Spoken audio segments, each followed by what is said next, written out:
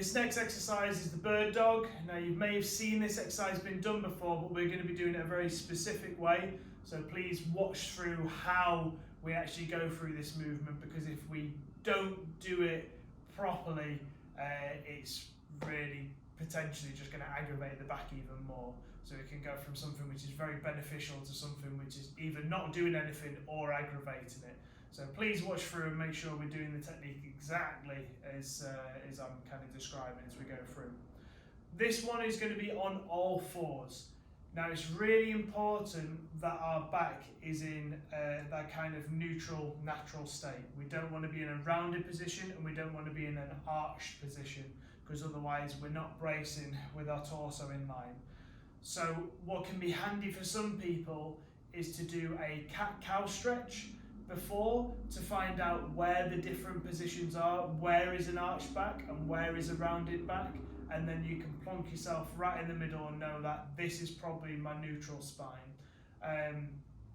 When we have a back injury though, depending on if we're extension or flexion tolerant, going into the cat or the cow can be a little bit triggering.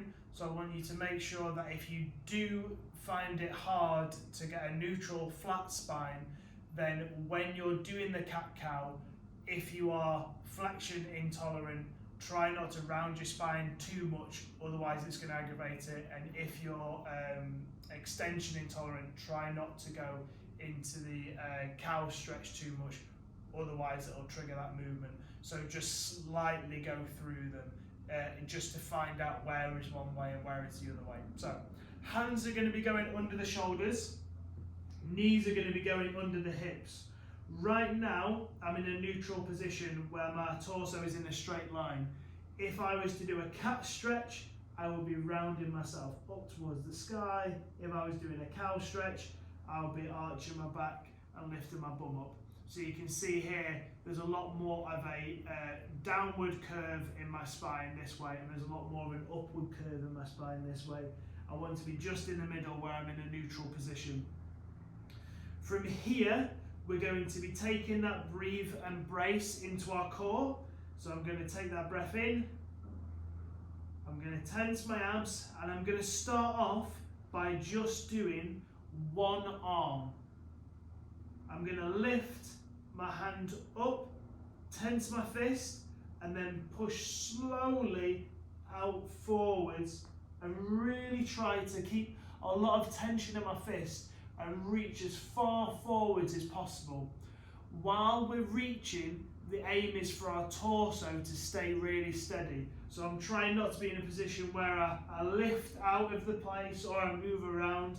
I keep everything from kind of shoulders, or kind of, obviously the shoulder's going to move because your arm's moving, but anywhere from kind of like just below shoulder down towards hips, completely steady. So my limbs are moving, but the torso is not moving. So from here, breathe and brace, reach out, and keep that tension in the fist. As I come back, I'll come down to the floor, and then I'll be switching sides and pushing out.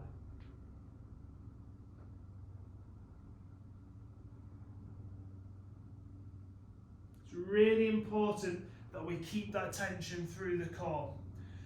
This is where we want to try and get that power breathing going if we can do, because we're going to be in this position for quite a time as you're stretching one arm out and the other. If you're not at the stage of doing power breathing yet and you're just doing the breathing and bracing, every single time that hand comes back and we go to switch arms, that's your time to kind of relax, rebreathe, and then tense again for the next exercise or for the next rep even. So from here, if I'm doing my standard breathing and brace, it'll be like this, breathe and brace. I would reach out, I would come back, and then I would rebreathe. I would tense, I would reach out, I'll come back, and then I can go into my next reps. If I'm doing the power breathing, I'll be doing something like this, breathe and brace, reach out,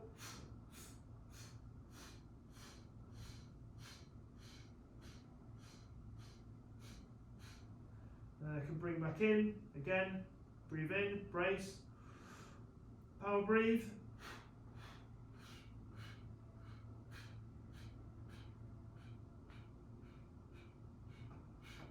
And coming back. Once we get used to reaching the arm out, we're going to start introducing the legs in there as well. We're going to be moving the opposite leg and opposite hand. It's really important when we start to introduce the leg that again that spine stays nice and neutral, because not everyone's anatomy is going to be like that, but for me, I've got very short femurs. My hips are lower than my shoulders, which means that when I straighten my leg out, I want to be following that line. For most people, you're going to have your hips slightly lower than your shoulders. So when we extend our leg, we're not trying to kick our leg up and backwards, we're actually trying to push the heel down towards the floor.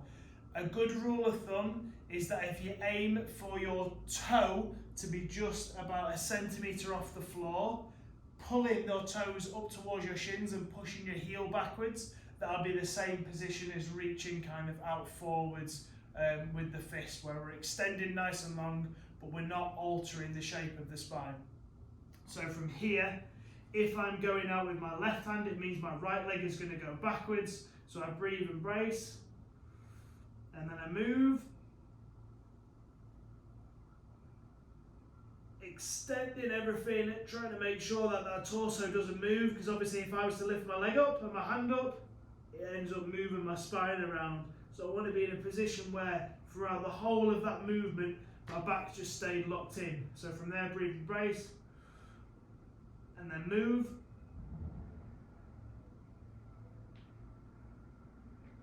And then bring him back. And then switch him. If we're doing this exercise properly, with a lot of engagement, it should be pretty tiring, and we might actually get a bit of a sweat on as we're going for it as well. Especially if we're really engaging that core and really stretching the arm and leg out. Again, that would be just the initial breathe and brace move. We would hold that for the set amount of seconds that we've been prescribed, and the set amount of reps will be on each side. So obviously if you do 1 rep on one leg and 1 rep on the other leg, count that as 2 reps, 1, 2, as opposed to counting it as 1 rep as a pair. When we come to do the power breathing, it's the exact same thing, where as you stretch out, we will get that breathing going. We would hold it for the set amount of time, and then we would come back in as we go through. That's going to be our bird dogs.